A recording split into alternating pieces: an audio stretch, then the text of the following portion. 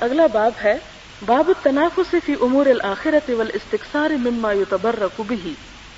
امور آخرت میں مسابقت اور متبرک چیزوں کو کثرت سے طلب کرنے کا بیان،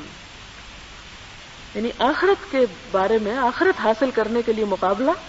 اور بابرکت چیزوں کو زیادہ حاصل کرنے کے بارے میں احادیث ہیں۔ قال اللہ تعالی وفی ذلک فلیتنافس المتنافسون، اللہ تعالیٰ نے ارشاد فرمایا اس کے لیے سبقت لے جانے کی کوشش کریں سبقت لے جانے والے، یعنی آخرت کے بارے میں کیا کریں کہ جو آگے بڑھنا چاہتے ہیں وہ اس بارے میں خوب آگے بڑھیں۔ حضرت سہل بن سعد رضی اللہ تعالیٰ عنہ سے روایت ہے کہ رسول اللہ صلی اللہ علیہ وسلم کی خدمت میں مشروب پیش کیا گیا، آپ نے اس میں سے نوش فرمایا، آپ کے دائیں جانب ایک بچہ بیٹھا تھا اور بائیں جانب بزرگ لوگ بیٹھے تھے، آپ نے بچے سے فرمایا کیا تم مجھے اجازت دیتے ہو کہ میں یہ مشروب ان بزرگوں کو دے دوں، کیونکہ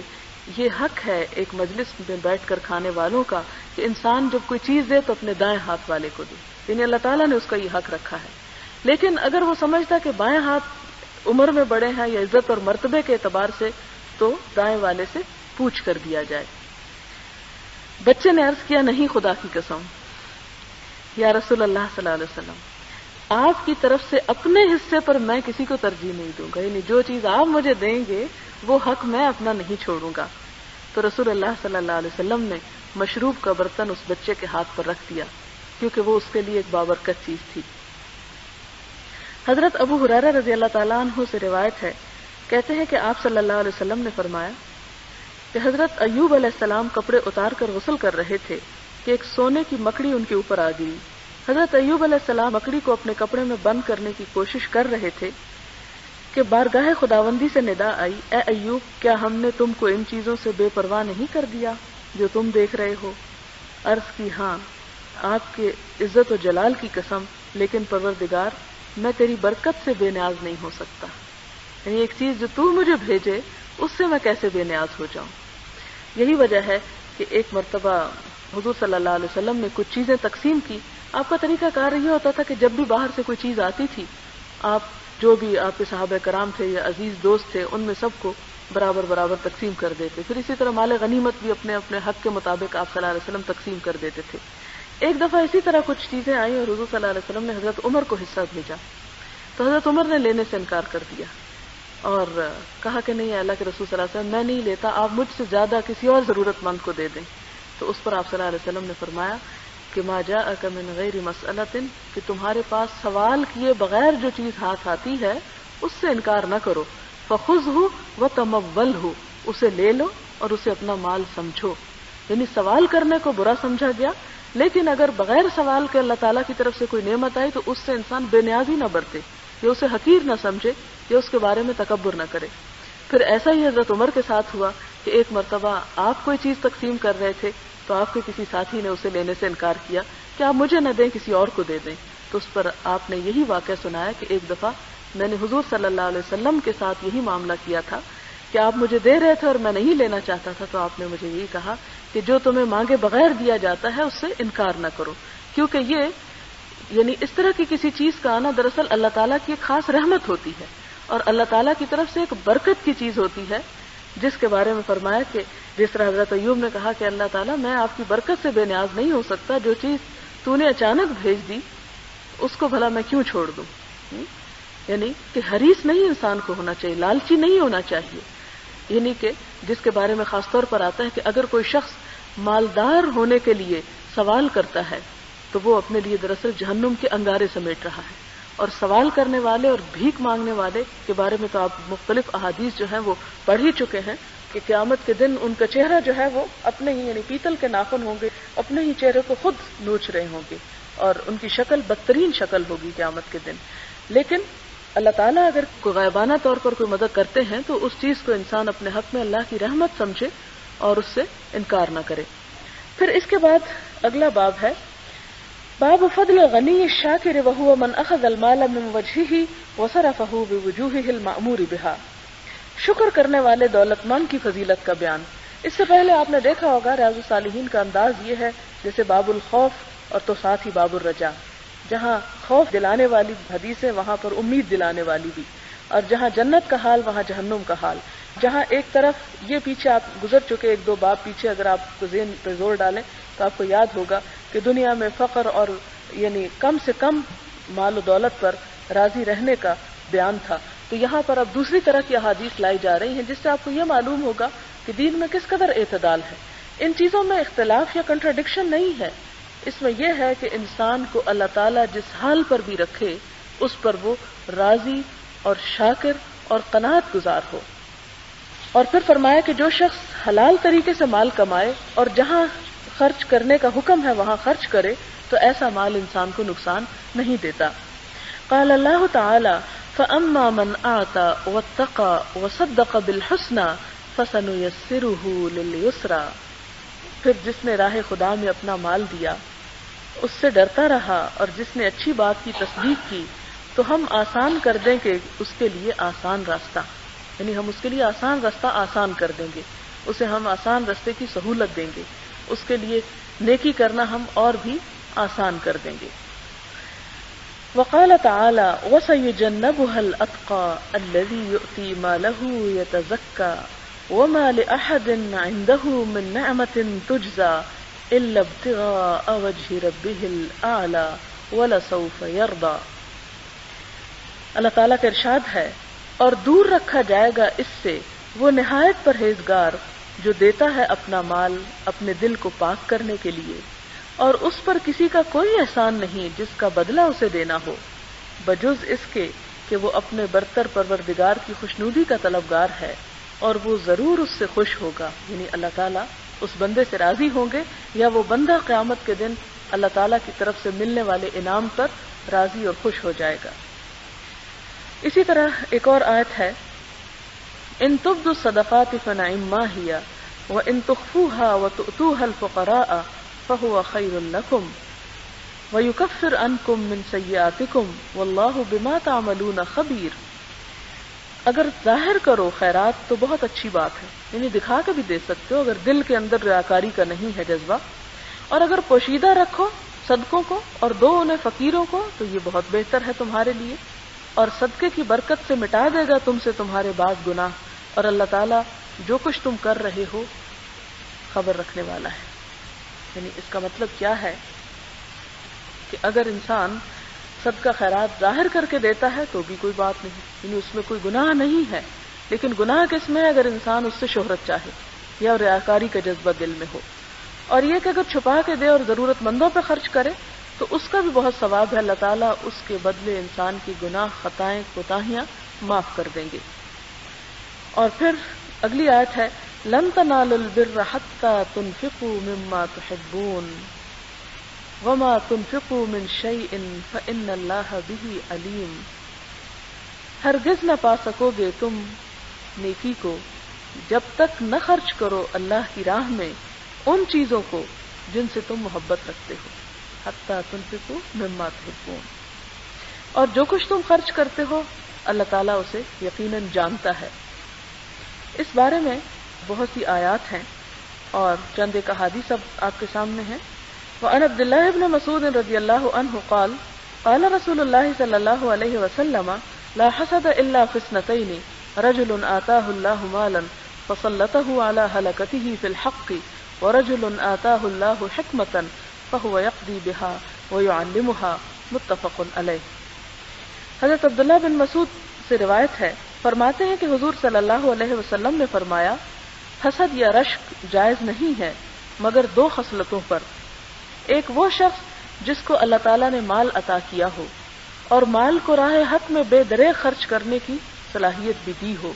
اور ایک وہ آدمی جس کو اللہ تعالیٰ نے حکمت عطا کی ہو یعنی علم، اور وہ اس حکمت کے ذریعے فیصلے کرتا ہو اور لوگوں کو حکمت کی تعلیم دیتا ہو. بخاری اور مسلم. اگلی حدیث ہے حضرت ابن عمر سے روایت ہے، حضور صلی اللہ علیہ وسلم نے فرمایا کہ حسد جائز نہیں مگر دو خصلتوں یعنی دو عادتوں پر، ایک وہ شخص جس کو اللہ تعالیٰ نے قرآن حکیم عطا فرمایا ہو اور اس کے دن رات قرآن کی تعلیمات کے مطابق بسر ہوتے ہو یعنی عمل بھی کرتا ہو، اور دوسرا وہ شخص جس کو اللہ تعالیٰ نے مال عطا فرمایا ہو اور وہ اپنے مال کو دن رات راہ خدا میں خرچ کرتا رہتا ہو. بخاری اور مسلم. حضرت ابو ہریرہ سے روایت ہے کہ کہ مہاجرین میں سے فقیر لوگ حضور صلی اللہ علیہ وسلم کی خدمت میں حاضر ہوئے اور عرض کیا، دولت مند لوگ تو بلند مراتب اور ابدی نعمتیں لے گئے۔ فرمایا وہ کیسے؟ عرض کیا وہ ہماری طرح نماز پڑھتے ہیں، ہماری طرح روزے رکھتے ہیں، وہ صدقہ کرتے ہیں لیکن ہم صدقہ نہیں کرتے، وہ غلام آزاد کرتے ہیں اور ہم غلام آزاد نہیں کرتے۔ حضور صلی اللہ علیہ وسلم نے فرمایا، کیا میں تم کو ایسی چیز نہ بتاؤں جس کے ذریعے تم ان لوگوں کے ساتھ مل جاؤ جو تم سے آگے ہیں، اور ان لوگوں پر سبقت لے جاؤ جو تمہارے بعد ہیں، اور کوئی بھی تم سے افضل نہیں ہوگا مگر وہ جو تمہاری طرح یہ عمل کرے۔ صحابہ کرام نے عرض کیا، یا رسول اللہ صلی اللہ علیہ وسلم ضرور فرمائیے۔ آپ نے فرمایا، تم ہر نماز کے بعد 33 مرتبہ سبحان اللہ، الحمدللہ اور اللہ اکبر پڑھا کرو۔ فقیر مہاجرین دوبارہ حضور صلی اللہ علیہ وسلم کی خدمت میں حاضر ہوئے اور عرض کیا، ہمارے مالدار بھائیوں نے بھی اس عمل کے متعلق سن لیا ہے جو ہم کرتے ہیں، اور اب وہ بھی یہ عمل کرنا شروع ہو گئے ہیں۔ تو حضور صلی اللہ علیہ وسلم نے فرمایا، یہ اللہ تعالیٰ کا فضل ہے، جسے چاہتا ہے دیتا ہے۔ باب ذکر الموت وقصر الامل، موت کی یاد اور آرزویں کم کرنے کا بیان۔ قال اللہ تعالی، کل نفس ذائقۃ الموت وانما توفون اجورکم یوم القیامۃ فمن زحزح عن النار وادخل الجنۃ فقد فاز وما الحیاۃ الدنیا الا متاع الغرور۔ اللہ تعالیٰ نے ارشاد فرمایا، ہر نفس چکھنے والا ہے موت کو، اور پوری مل کر رہے گی تمہیں تمہاری مزدوری قیامت کے دن، بس جو شخص بچا لیا گیا آتش دوزخ سے اور داخل کیا گیا جنت میں تو وہ کامیاب ہو گیا، اور نہیں یہ دنیا کی زندگی کا ساز و سامان مگر دھوکے میں ڈالنے والا۔ اور اللہ تعالیٰ کا ارشاد ہے، وَمَا تَدْرِي نَفْسٌ مَاذَا تَكْسِبُ غَدًا وَمَا تَدْرِي نَفْسٌ بِأَيِّ أَرْضٍ تَمُوتُ۔ کوئی شخص یہ نہیں جانتا کہ کل وہ کیا کمائی کرے گا، کل کیا کام کرے گا، اور کوئی نہیں جانتا کہ کس زمین پہ جا مرے گا۔ وقال تعالی، فإذا جاء أجلهم لا يستأخرون ساعة ولا يستقدمون، کہ پس جب آ جاتی ہے ان کی مقررہ میعاد یعنی موت کا وقت، تو نہ وہ ایک لمحہ پیچھے ہو سکتے ہیں اور نہ ہی وہ آگے ہو سکتے ہیں۔ یعنی موت کا وقت مقرر ہے، اور جب وہ وقت آ جائے تو پھر انسان بھاگ نہیں سکتا۔ پھر فرمایا، یا ایھا الذین آمنوا لا تلہکم اموالکم ولا اولادکم عن ذکر اللہ ومن يفعل ذلك فاولئک هم الخاسرون وانفقوا مما رزقناکم من قبل ان یأتی احدکم الموت فیقول رب لولا اخرتنی الى اجل قریب فاصدق واکن من الصالحین ولن یؤخر اللہ نفسا اذا جاء اجلها واللہ خبیر بما تعملون۔ اور اللہ تعالیٰ نے ارشاد فرمایا، اے ایمان والو، تمہیں غافل نہ کرے تمہارے مال اور نہ تمہاری اولاد اللہ کے ذکر سے، اور جنہوں نے ایسا کیا تو وہی لوگ گھاٹے میں ہوں گے، اور خرچ کر لو اس رزق سے جو ہم نے تم کو دیا ہے، اس سے پہلے کہ آ جائے تم میں سے کسی کے پاس موت، تو اس وقت وہ یہ کہنے لگے کہ اے میرے رب، تو نے مجھے تھوڑی دیر کے لیے اور مہلت کیوں نہ دی تاکہ میں صدقہ و خیرات کر لیتا اور نیکوں میں شامل ہو جاتا۔ اور اللہ تعالیٰ مہلت نہیں دیا کرتا کسی شخص کو جب اس کی موت کا وقت آ جائے، اور اللہ تعالیٰ خوب جانتا ہے جو تم کیا کرتے ہو۔ اور اسی طرح ایک اور آیت ہے، حتی اذا جاء احدهم الموت قال رب ارجعون لعلی اعمل صالحا فیما ترکت کلا انها کلمۃ هو قائلها ومن ورائهم برزخ الى یوم یبعثون فاذا نفخ في الصور فلا انصاب بینہم یومئذ ولا یتساءلون فمن ثقلت موازینہ فاولئک هم المفلحون ومن خفت موازینہ فاولئک الذین خسروا انفسهم فی جہنم خالدون تلفح وجوہهم النار وهم فیہا کالحون الم تکن آیاتی تتلی علیکم فکنتم بہا تکذبون۔ اللہ تعالیٰ نے ارشاد فرمایا،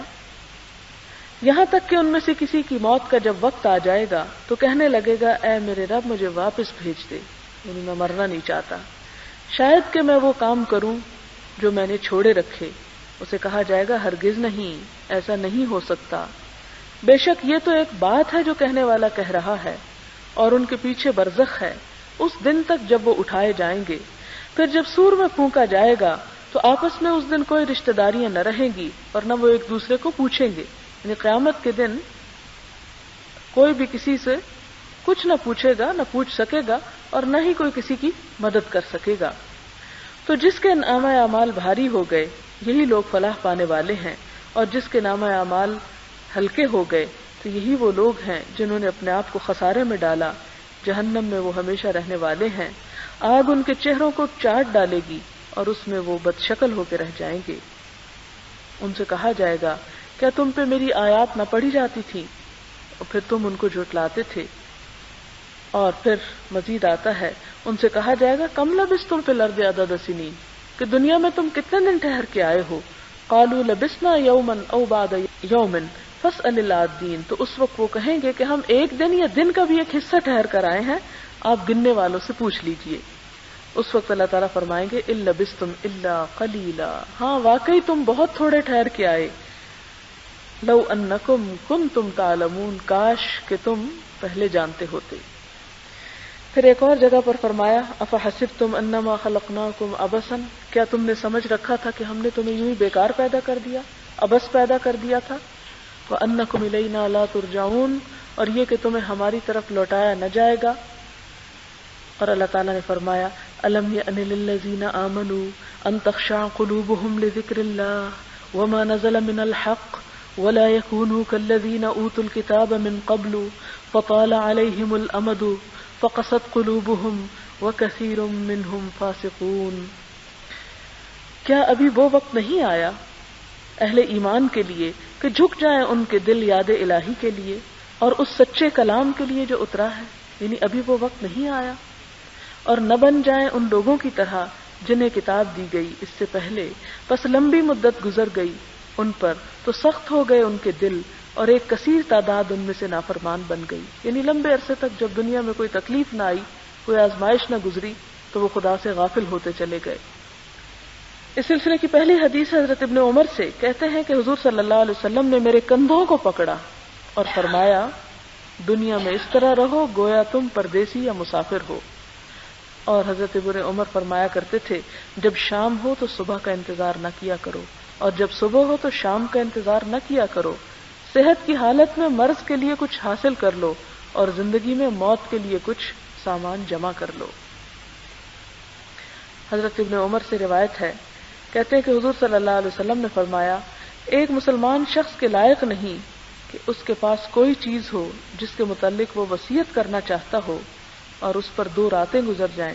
مگر یہ کہ اس کی وصیت اس کے پاس لکھی ہوئی موجود ہو، یعنی جو کچھ کرنا ہے وہ تیار رہے اس کے لیے۔ اور مسلم کی ایک روایت میں یہ الفاظ ہیں اس پر 3 راتیں گزر جائیں۔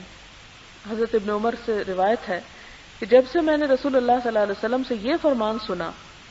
تو مجھ پر ایک رات بھی ایسی نہیں گزری جبکہ میرے پاس وصیت موجود نہ ہو، یعنی جو کچھ میں نے مرنے کے بعد چاہتا ہوں کیا جائے وہ میں نے اب سے لکھ کے رکھ لیا، یعنی میں پوری طرح تیار ہوں جانے کے لیے۔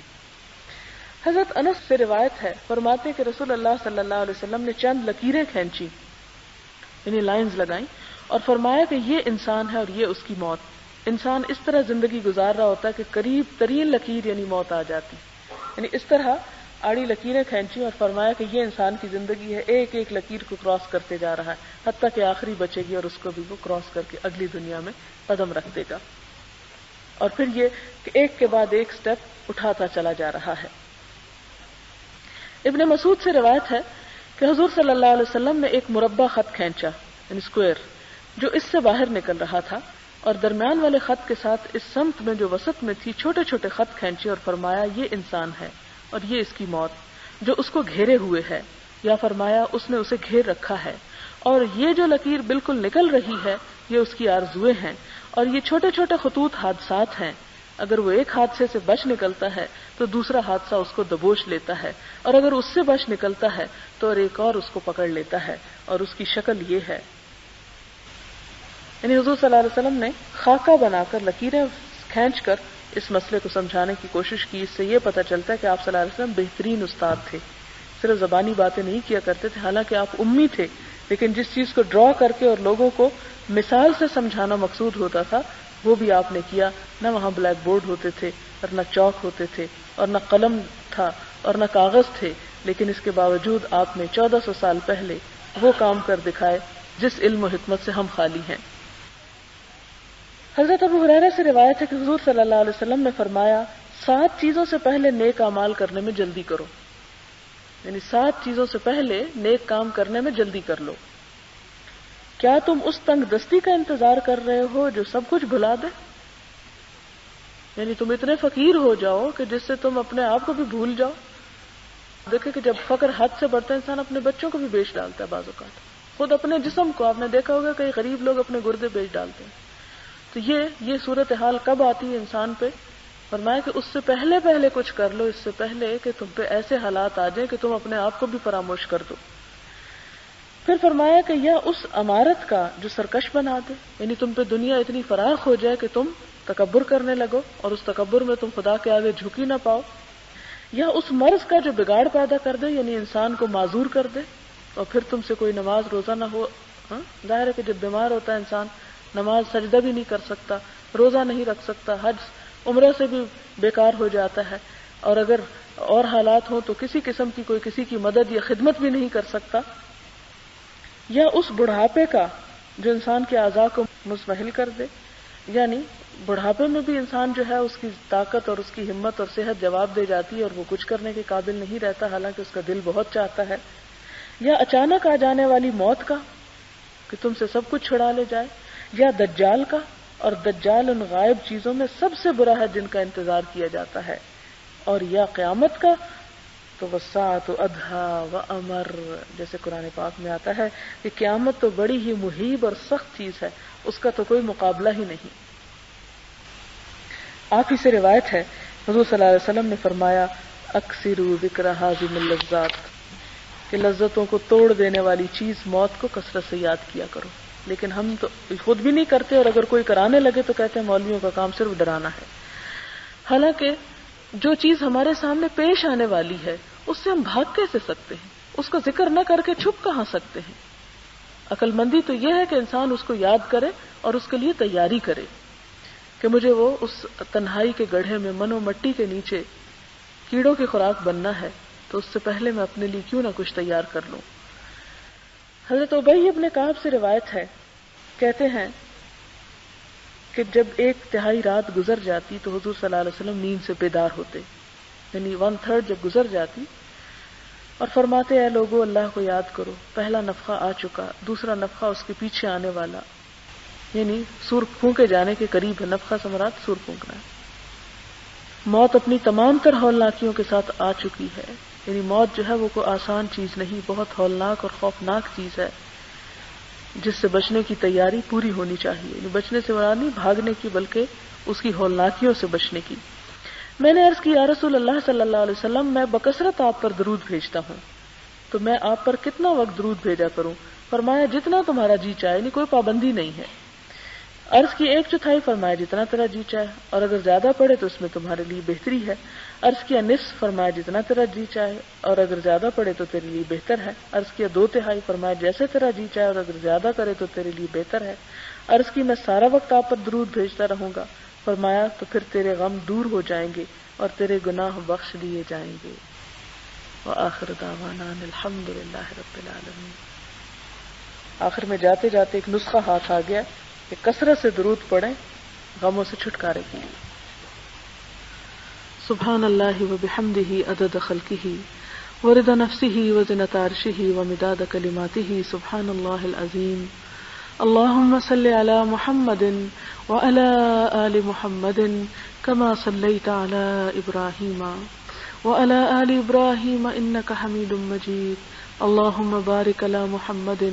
وعلی آل محمد کما بارکت علی ابراہیم وعلی آل ابراہیم انک حمید مجید۔ ربنا آتنا فی الدنیا حسنۃ وفی الآخرۃ حسنۃ وقنا عذاب النار۔ ربنا لا تزغ قلوبنا بعد إذ هديتنا وهب لنا من لدنك رحمة إنك أنت الوهاب۔ يا حي يا قيوم برحمتك نستغيث، اللهم انفعنا بما علمتنا وعلمنا ما ينفعنا وزدنا علما لا إله إلا الله أنت الحليم الكريم،